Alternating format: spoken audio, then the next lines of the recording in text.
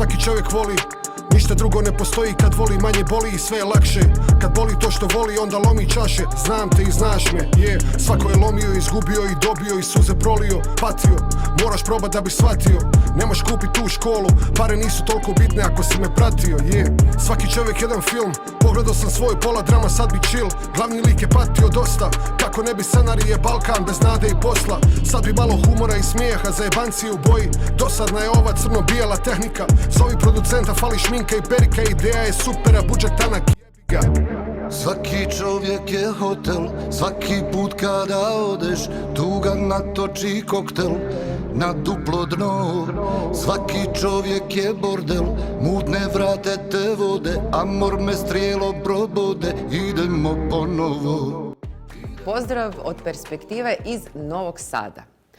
Ovdje su s nama danas grupe mladih ljudi koje ste vidjeli u prethodne 3 emisije. Danas smo svi na kupu i pojačani smo za jednog posebnog gosta. Riječ je o gospodinu Pavletu Grboviću, koji je zastupnik u Narodnoj skupštini Srbije, ja čitam da ne bi nešto pogriješila slučajno, i predsjednik pokreta Slobodnih građana.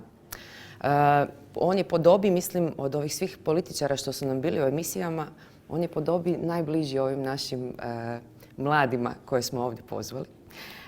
Dobrodošli i hvala vam što... Hvala vama na pozivu. Što ste nam se pridružili. Da li ti i kako konkretno radiš na poboljšanju statusa ovih mladih ljudi koji su u Novom Sadu i u Srbiji?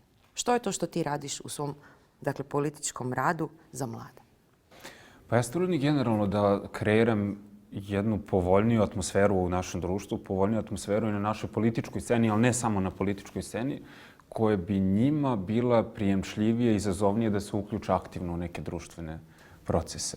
Trudim se da stvorimo jednu atmosferu u kojoj se oni neće osjećati da je politika ili da su društveni aktivizam, dakle ne mora bude nužno stranački, ali neki društveni aktivizam kroz neke proteste, kroz učešće u radu organizacija civilnog društva ili druge vrste aktivizma, da je to nešto privlačno i da to jeste kanal kroz koji oni zaista mogu da utiču na neke promene u ovoj zemlji. Ja mislim da najveća korist koju je naša država, Srbija, i koju su ove naše države regiona učinili za mlade ljude jeste taj bezvizni, odnosno vizna liberalizacija. Dakle, to je nešto najviše što su oni učinili da bi se poboljšao status mladih ljudi, ali nažalost ne ovde, već da bi mladi ljudi koji prosto ovde ne vide perspektivu, tu perspektivu našli na nekom drugom mestu.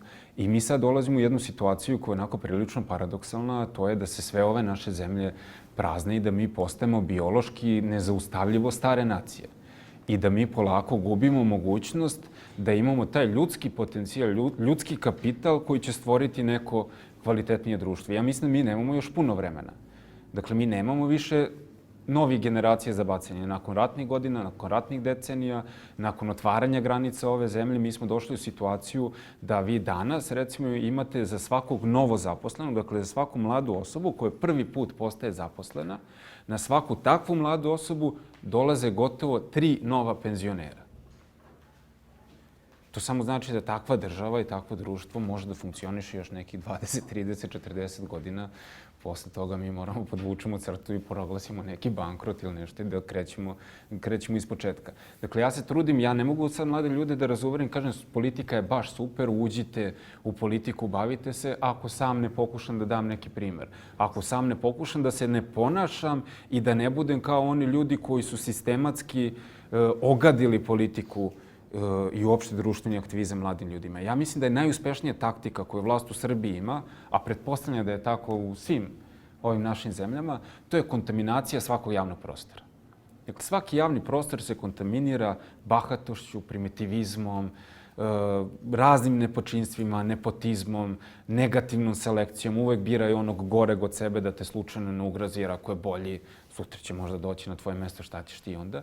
Dakle, oni kontaminiraju svaki taj prostor i onda mi kažemo mi više nećemo da se borimo ovde, mi se sklanjamo, mi idemo, pa se sklonite jedno, pa sklonite drugi, pa treći put, četvrti put već rešite da odete negde van ove zemlje i njima je tu super. Da, to je po onom principu kao pametniji popušta. I onda u principu pametniji uvijek kao popusti i ode negdje. Popuštali da je ovo društvo potpuno popustilo. Dakle, nama su sve brane primitivizmu su popustili. I mi više tog prostora nemamo. Dakle, nama jedino što ostaje ovde da se borimo ili da odavde idemo. Ja sam za to da pokušamo, pa ako baš nikako ne ide, onda, Bože moj, mislim, ne mogu ni na koga da se ljutim što bi otišao. Dakle, ja ne mogu od nekoga da očekujem ili da se ljutim što neko neće da žrtvuje 15, 20, 30 godina u nečemu što ne funkcioniše, nego što taj život želi da ostvari na nekom drugom mjestu. Ja samo ne razumem one mlade ljude koji ne odlaze, koji ostaju ovde, koji znaju da je loše i neće ništa da urade po tom pitanju. Meni je to potpuno neshvatljivo. To mi je sa ljudskog, ne sa političkog, sa ljudskog aspekta potpuno neshvatljivo. Dakle, ili se boriš ili ideš. Ja sam za to da se borimo. Opet kažem, pa ako baš nekome ne ide, ali ako neko ima toliko bolju opciju sa strane, ljudi, migracije su jedina istorijska konstanta posljednjih nekoliko milenijuma i vekova. Recimo da bi se ostalo i ovdje nešto učinilo, potrebno je između ostalog imati sustav koji je, kako bismo ga nazvali, user-friendly. I sad, u jednoj od epizoda je bilo govora o policiji, ajmo reći kao predstavnicima tog nekog sustava. I zapravo smo čuli stavove mladih da policija u Srbiji ne radi u funkciji zaštite građana, nego u funkciji zaštite sustava. Pa sad, dragi Pavle, što ti misliš kako ovdje funkcionira policija? Pa isto kao politika, tako da taj lapsus... Dobro sam, da. Taj lapsus zapravo to i nije bio. Mislim, ja kao sad poredimo sa, ne znam, iskustvima naših roditelja, šta su pričali. Policajac, kada vidite onako u uniformi na ulici, on treba da bude neka vrsta autoriteta. Ali sad pitanje je šta izaziva autoritet. Ako autoritet izaziva samo strah, onda smo negde pogrešili. Onda polako postaješ policijska država, postaješ država u kojoj policija kao nosilac monopola fizičke sile je jednog od osnovnih elemenata svake države, postoji upravo to, zaštitnik vlasti umjesto što postoje zaštitnik građana. Mi imamo situaciju, na primjer, to sam siguran da svi vi znate kad izlazite po nekim klubovima, splavovima ili šta već, kod nas je obezbeđenje, ona obezbeđenja privatna, to je glavni generator nesigurnosti, a ne sigurnosti. Isto kao kad izađete na neke proteste, vi znate da policija nije tu da zaštiti, nego je policija tu da interveniše i reaguje na neki potpuno drugi način.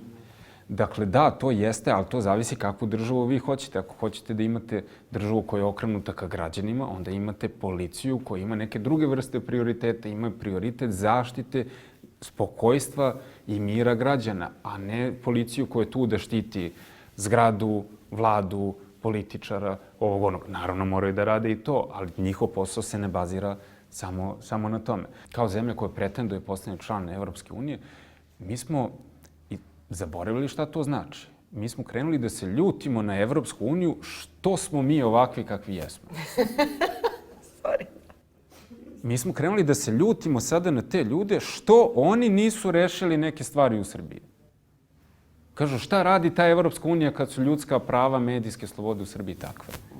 Pa ništa, oni su ljudi već u okviru te unije, mi nismo, to je naš posao. Svaki čovjek jedan film, pogledao sam svoj pola drama, sad bi chill. Glavni lik je patio dosta, kako ne bi scenarije Balkan bez nade i posla. Ono što je meni onako bilo očigledno sad dok sam slušao uvod je gledao sam poslednje intervjue Zorana Đinđića i on je baš pričao o ulasku u Europsku uniju, kako mi možda i nismo spremni za to, kako prosto treba da radimo više, a nećemo. I nekako sam sada dobio osjećaj kao da to gledam ponovo, ali uživo. Pomeri se smiješ.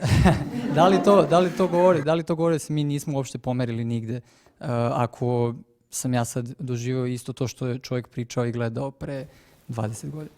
Pa u principu da, jedan od njegovih zanimljivih intervjua jeste da kaže mi sad imamo šansu da uradimo neke velike stvari, ako ništa nam ta šansa ne garantuje, dakle zna se šta je šansa, to je mogućnost, pa ćete možda uspjeti, možda nećete.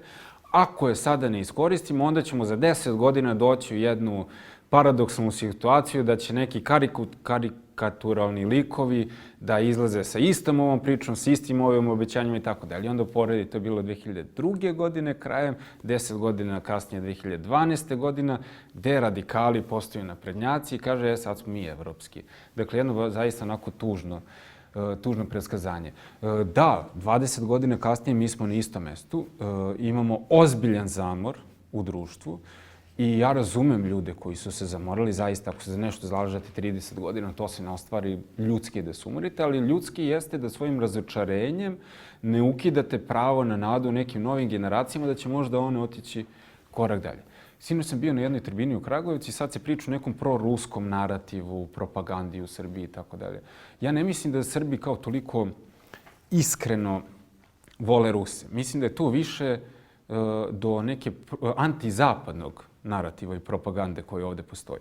A zašto? Zato što oba ta narativa, i taj antizapadni i taj proruski, koji su u suštini, pogled njih osnovi isti, to su narativi koji su nas podržavali u svakom nacionalnom porazu. Svaki put kad mi u nečemu ne uspemo, mi imamo podršku tog narativa. U svakoj našoj nesposobnosti da se prilagodimo u svetu u kome živimo, u svakoj našoj nesposobnosti da ne ispunimo kriterijume, ne da bismo postali nečiji deo, već da bismo naše živote uredili onako kako bismo želeli da oni izgledaju, onako kako izgledaju životi onih naših sugrađana koji odlaze u neke druge zemlje. Zato što ti narativi uvek u tim neuspesima, oni nam ne nude izlaz kako da prekinemo taj niz neuspešnosti, nego oni nude jednostavno objašnjenja koji su čak uzdignuti na nivo nekog moralne vertikale. Dakle, vama se to dešava zato što ste vi moralni. Zato što se ceo zapad i ceo taj satanistički svet urotio protiv vas, protiv vaše pravoslavlja, protiv vaše ispravnosti, kao da ceo svet ustaje i budi se sa mišlju kako će sutra da napakosti Srbije. Dakle, taj jedan srbocentrični pristup svemu.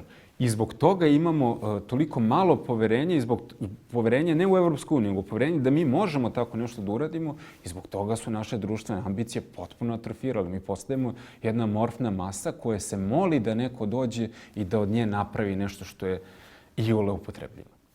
A što ćemo onda isto sa situacijom gdje se pitanje Europske unije, pristupni pregovori i ulaska eventualnog, gdje se to iskorištava u svakoj političkoj kampanji. Svaki put kad su izbori, onda opet to pitanje postane goruće. U međuvremenu se ne događa ništa ili vrlo malo. Pa čak sad da se to koristi za političke bodove. Ne? To se više koristi kao jedna vrsta društveno prihvatljivog odgovora. Dakle, da, mi bismo u Evropsku uniju zato što smo mi u Evropsku uniju počeli da posmatramo kao bankomat. Mi bismo u Evropsku uniju zato što dođete tamo i kao, ubacite karticu, izađe pare i onda nastane put. Zato što se Evropska unija ne posmatra kao sistem vrednosti. Evropska unija se ne posmatra kao ono što ona zaista jeste. Najuspešniji mirovni politički projekat u Evropi, ja bih se usudio reći, čak i u svetu, ne gleda se kao jedan uređeni sistem zemalja, ne gleda se kao najbolja matrica za izgradnju uređenog države i društva, i ne gleda se kao nešto što je u stvari obavezujuće, ne u smislu da vi tamo morate, nego da postoje neki kriterijumi i standardi koje vi morate da ispunite. Dakle, da je to jedna vrsta nivoa, da ne možete, što kaže juče jedan moj prijatelj, ne možete da prodajete igračke koji sebi sadrže otrovne supstance, igračke za decu. To je Evropska unija. Ne možete da prodate jabuke koji su istrelali. Dakle, prosto morate poštujete neka pravila. Mi neka ta pravila prosto ne želimo da poštujemo. I pritom, u posljednjih nekoliko izbornih ciklusa se vidi da je to pitanje Evropske unije sve manje značajno. Poslednje izbore u Srbiji se je obeležilo to ko će se više dodvoriti Rusiji. Pošto izbori su bili u aprilu prošle godine, 24. februara je počela specijalna vojna operacija, odnosno agresija, i onda ste vidjeli ko će glasnije da kaže ne, mi smo protiv sankcija, mi znamo kako je. To mi je najgori argument. Mi znamo kako je biti po sankcijama, a znamo i kako je biti pod bombama. A što ne gledamo malo iz te perspektive? Što ne pokažemo malo više humanosti, pijeteta prema onima koji su žrtve toga? Znate, nismo i bili pod sankcijama zato što se ovdje baš ništa nije desilo. Postavili se neki razlozi tome. I čini mi se da se sve više razvodnjava ta evropska priča, pa se ovdje priča o nekom opozicijnom jedinstvu. Ajmo sad svi protiv Vučića. Nije važno da li si iz ove ili si iz ona. Ne može da bude nevažno. Koji je kompromis između hoćemo u Evropsku uniju i nećemo u Evropsku uniju? Koji je kompromis između poštujemo ljudska prava i ne poštujemo? Koju perspektivu ti nudiš, ali konkretno za Srbiju i za region, znači za našu zajedničku budućnost, i kaži mi kako gledaš na trenutnu situaciju među Rusije i Ukrajine? Da li smatraš da je ovaj naš neutralni status dobar i povoljan po nas ili nije? Hvala ti. Ajde da krenemo od drugog, pa ću onda da povežem sa tim prvim. Dakle, taj neutralni status Srbije, neutralni pogled Srbije, on postoji samo još iz naše perspektive. Kada odete bilo gde, Brisel, bilo koja je strana adresa, niko više nema razumevanja za taj neutralni status. On se više ne čita kao neutralnost. On se čita kao prećutna podrška ili čak i ne prećutna podrška Rusiji i tom režimu. I sa te strane mi smo u ogromnom zaostatku. Ja sećam kad sam bio na jednoj konferenciji da se priča o Zapadnom Balkanu i onda se desi po prvi put da se ne priča o Srbiji najviše i da 2,5 sata niko Srbiju ne pomene. Obično se Srbiji puno priča, pa se i žale, neko pohvali, neko požali i tako dalje. A kada se neko 2,5 sata ne pomene, to znači da su oni odustali od ideje da ste vi deo tog budućeg procesa i tog projekta. Znači, bukvalno manje više te prekrste. Slušao sam kako se naši predstavnici žale kako mi ne možemo da uvedemo sankcije Rusije jer imamo gas, Kosovo, UNESCO, milion nekih opravdanja, gde dobijete odgovor nas to ne zanima i mi svi trpimo. Inflacija u celoj Evropi. Svuda, svi imaju probleme. Nađite način, prevaziđite ako hoćete da budete deo ovoga. E sad, da li Bog postoji ili ne postoji, ne znam, ali nas neka sila sasvim sigurno voli čak i više nego što mi to zaslužujemo. Tako da uprko svemu tome nije sve izgubljeno, to hoću reći. Ja mislim da i dalje postoji šanse, da mi i dalje imamo veliku šansu da bez naših zasluga se ukrcamo na brzu traku evropskih integracija. Zbog čega? Upravo zato što je svet ponovo je aktualna jedna veoma oštra linija podele. Ta gvozdena zavesa između istoka i zapada. I Evropskoj uniji, Sjedinim Američkim Državama, dakle Zapadu, oni imaju interes da na ovom području, da ove zemlje nekako prigrle, da ih inkorporiraju u taj svoj sistem i da spreče da ovde nastaje novo žarište, da spreče ruski uticaj na ovom delu Evrope, da ovde izađe novo žarište nakon ukrajinskog, pre smo imali nekim drugim zemljama istočne Evrope. I zbog toga su još uvek otvoreni i rekao bih čak i otvoreniji za naše članstvo nego što su bili ranije. Što i zvuči malo paradoksalno, ali je prosto takav splet geopolitičkih okolnosti bez vaše krivice, odnosno bez vaše zasluge, vam daje jednu šansu. Ja sam se zapravo nedavno priključila vašem pokretu Slobodnih građana za omladinu u Novom Sadu, pa mi je baš drago što imam priliku sad da vas upoznam. Ja bih da se malo vratimo na mlade i da pitam koji je najbolji način da mi kao mladi utičemo na naše vršnjake da promenimo taj negativni narativ političkog aktivizma. Pošto sam dosta, krećem se među mladima, dosta sam u organizaciji i kad god pomenem politiku, uvek je to nekako negativno, kao da beže od toga, kao da smo uslovljeni nečim. I jako često čujem da je kao apolitičnost njihov stav i onda kada su izbori desi se to da ne izađu na glasanje. Pa sad, koji je najbolji način da mi kao mladi zapravo utičemo da se to promeni? Politički aktivizam, da to stekne neku pozitivnu konotaciju, odnosno da se uključe u sve to. Ko da odgovor na to pitanje, taj će pobediti na izborima. Ja mislim da je ovo pitanje možda više za kolege tvoje, da se njima okreneš. Dobro, da, ja sam tela kao zato što je u suštini. Kao iz te stranačke perspektive. Zašto je taj omladinski aktivizam ljudima malo odbojen? Zato što se omladina često tretira po političkim organizacijama kao radna snaga. Prosta radna snaga, ne jeftina, nego neplaćena. Imam kao mlade aktiviste, sad će oni tamo nešto da urade. I to je recimo bio jedan od razloga zašto sam se ja čak i protivio da se omladina formalizuje u okviru statuta organizacije. Pošto mi demokratske organizacije, naravno moje protivljenje nije imalo efekta, tako da omladina postoji i formirat ćemo je i svašta nešto. Ali se trudimo da im damo maksimalnu autonomiju u radu. Dakle, nije omladina tu da sprovodi samo nešto što mi hoćemo i nije omladina samo tu da napravi spot 4. aprila, kada je Svetski dan studenata ili ne znam koji su još ti međunarodno poznati, priznati datumi koji se tiču studenata, već da kreira neku vrstu svoje autonomne politike, svog načina delovanja, svog načina rada, jer na taj način će se oni povezati. Mi smo sad uspeli da okupimo neki broj mladih ljudi koji povezuju neke zajedničke ideje, vrednosti i koji prave neke svoje akcije. Ja ne mislim da je svaka akcija bila sjajna, ali mislim da bilo je čak sigurno i promašaja. Ali ta šteta koju ćete vi imati od tog promašene neke omladinske akcije je potpuno minorna.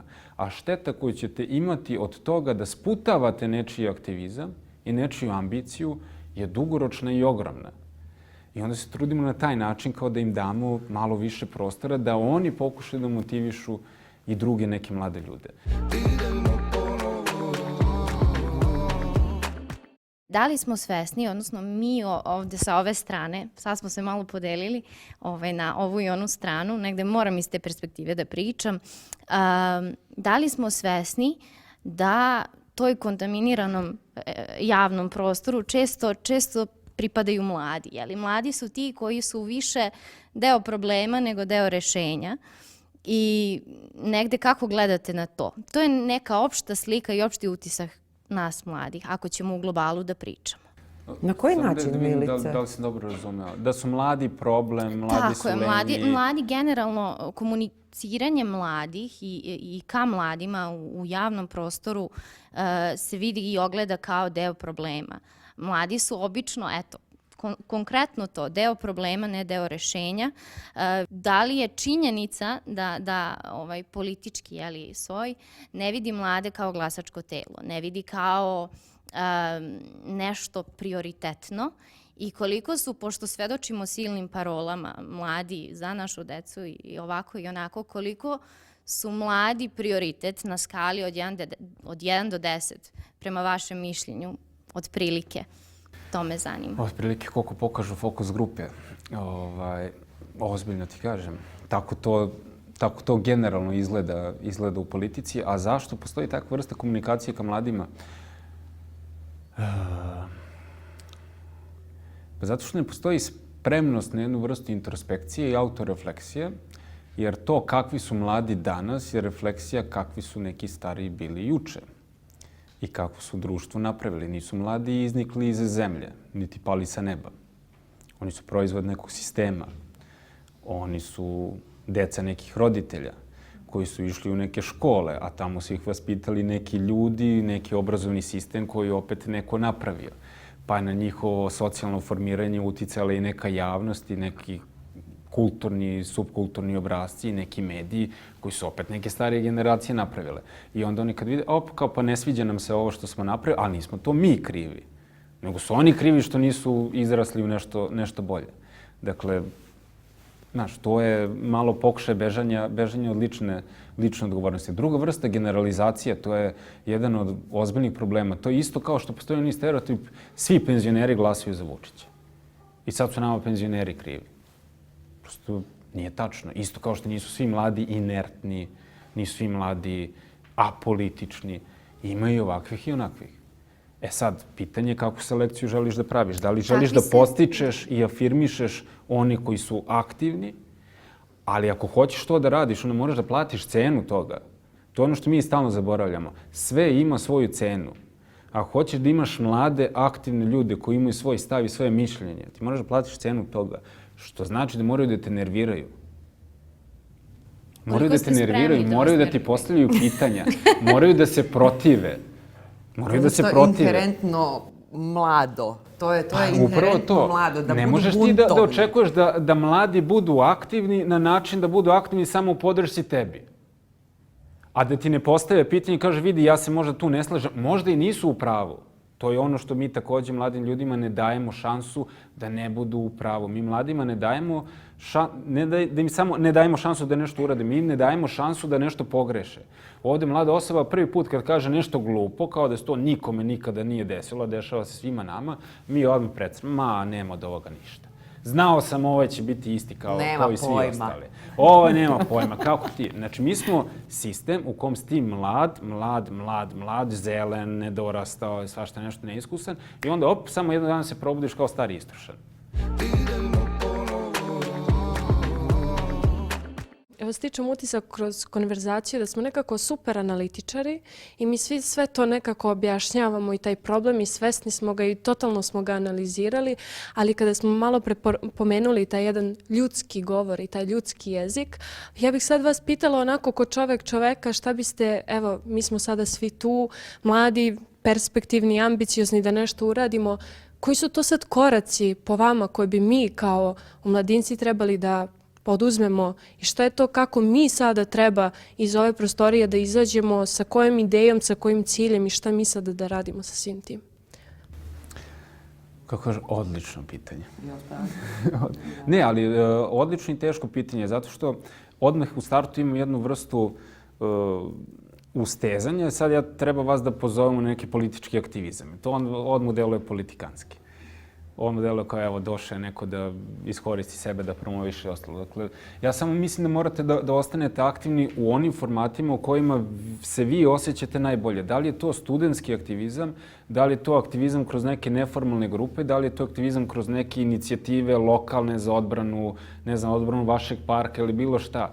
Ali prosto morate da ostanete u krugu nekih svesnih i aktivnih građana i morate stalno da se bunite. Dakle, prosto morate, ja opet to ponavljam, morate da budete dosadni, morate da budete naporni, čak i sebi da postanete dosadni i naporni. Potrudite se da nekako odolite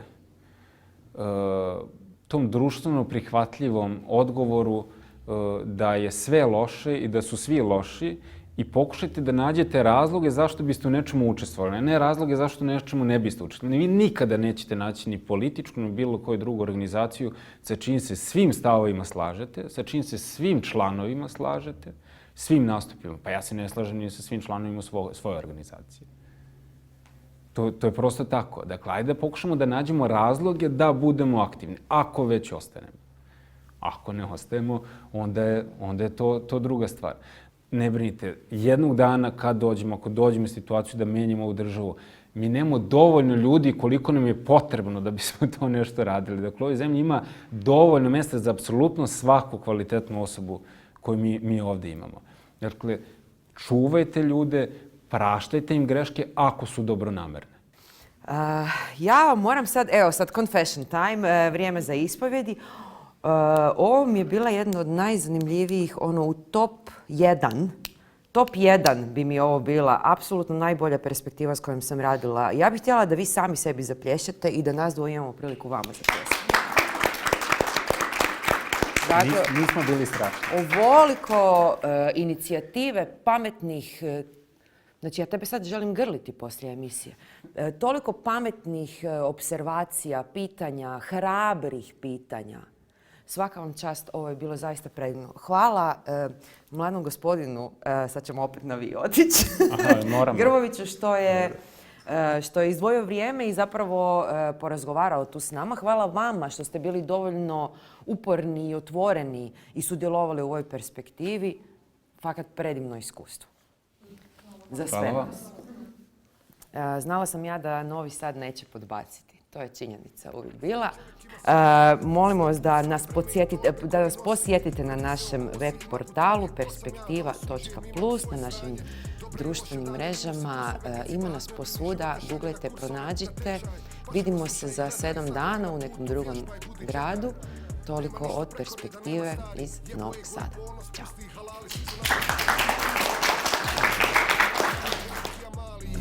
Svaki čovjek jedna knjiga, ja bi bio slikovnica da me nije briga. Život bi trebao biti igra, ali piše romane, zato uživaj dok pišeš i ne gledaj sa strane. Svaki čovjek je hotel, svaki put kada odeš, tuga natoči koktel na duplo dno. Svaki čovjek je bordel, mutne vrate te vode, amor me strijelo probode, idemo ponovo.